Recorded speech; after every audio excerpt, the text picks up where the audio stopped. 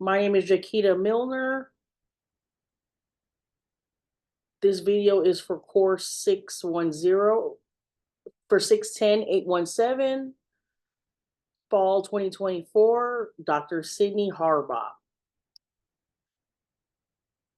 And I wanted to state the purpose of preference assessments. It's to identify things or activities that are the most reinforcing to an individual. This is very crucial for teaching effective strategies and intervention.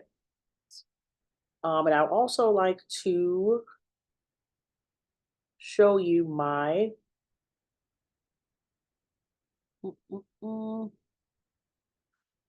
visual presentation, my visual aid that aided me in creating this video. So the first thing one would do is select seven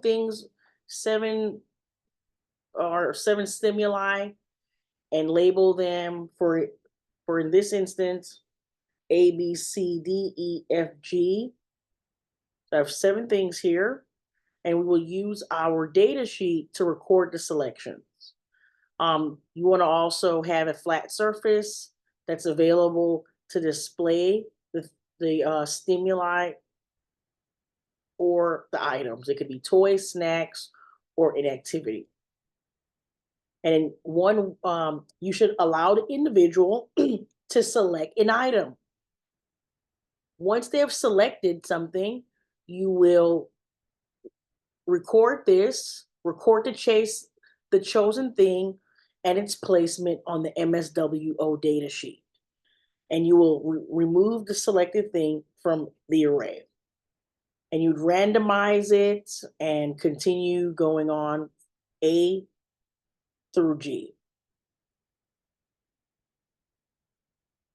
Okay, and then we will interpret our results, and it's kind of counterintuitive that what's least preferred has the highest numbers. What is most preferred has the lowest numbers because it's been selected the first time or the second time. But it's going to be ranked higher. The lowest scores is the most preferred. The highest score is the least preferred. So we would rank it by most preferred, moderately preferred, or least preferred. And you want to randomize the items to avoid bias. Okay? So you want to allow adequate time for the individual to make a choice. Okay, so now let's move on to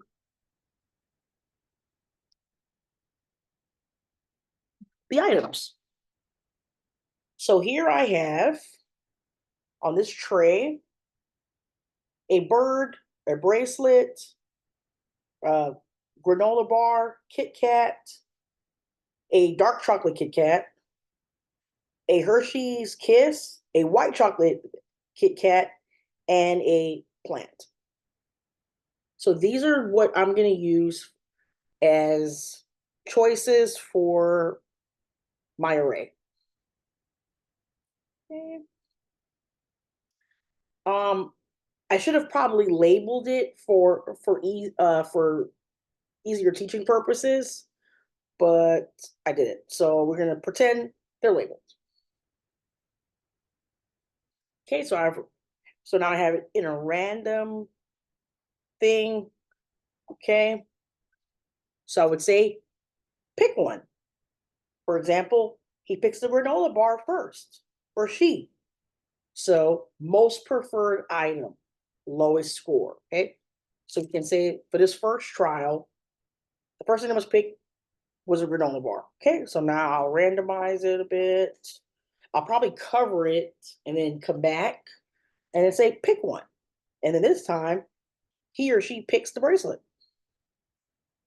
And then we will continue this, repeated trials, and then we'll just keep going, pick one until all the items have been selected. Okay, so pick one. Okay, so now they pick the Hershey's Kiss. Okay, I record on my data sheet. Okay, pick one. Pick this. Pick one. Okay, then pick this. And then so forth. So on and so forth. Okay, and then I will put this on my data sheet here. And I have determined that they like the granola bar the most. And this was the last thing to be picked, the plant. So they like the plant the least. So I'm going to continue this for at least 4 trials. And then you can have, you'll have an idea. You can determine rather what's the most preferred, what's the least preferred. And it's pretty much a very effective tool for identifying what can be used as a reinforcement, because we need to know these things. What motivates us? What can guide our interventions and teaching plans? I hope that helps.